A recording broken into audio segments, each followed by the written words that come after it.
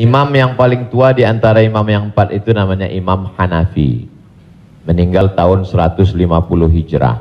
Suatu ketika dia berdiri di depan rumah orang. Dia ada panas terik, dia berdiri di depan rumah orang. Padahal di depan rumah itu ada atapnya dan ada pohon kayu. Lalu orang bertanya kepada Imam Hanafi, Imam Hanafi, kenapa kamu tidak mau berlindung di bawah atap yang punya rumah itu? Dan kenapa kamu tidak mau berlindung di bawah pohon kayu? Kan lebih baik berlindung daripada kena panas. Apa kata dia?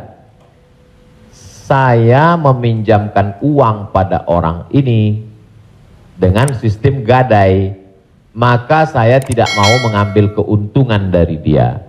Ayyuma lahmin kullu qardin jarra naf'an fahuwa riba.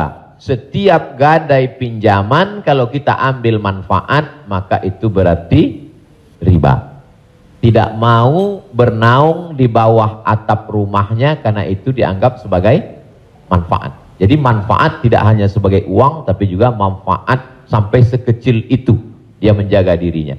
Jadi gadai dalam Islam hukumnya boleh, tapi jangan ambil manfaat dari gadai. Yang terjadi sekarang adalah orang mengambil manfaat dari gadai. Saya punya uang, lalu kemudian ada orang mau pinjam uang. Saya tidak percaya dengan dia.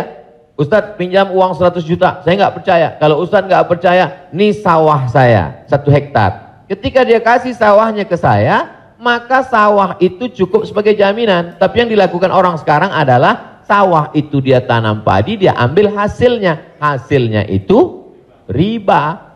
Maka sekarang orang kaya makin kaya, yang miskin makin miskin. Bagaimana dia mau bisa menebus uangnya? Orang sawah dia dipakai terus dan uangnya diambil. Maka yang punya uang makin kaya, yang minjam makin miskin.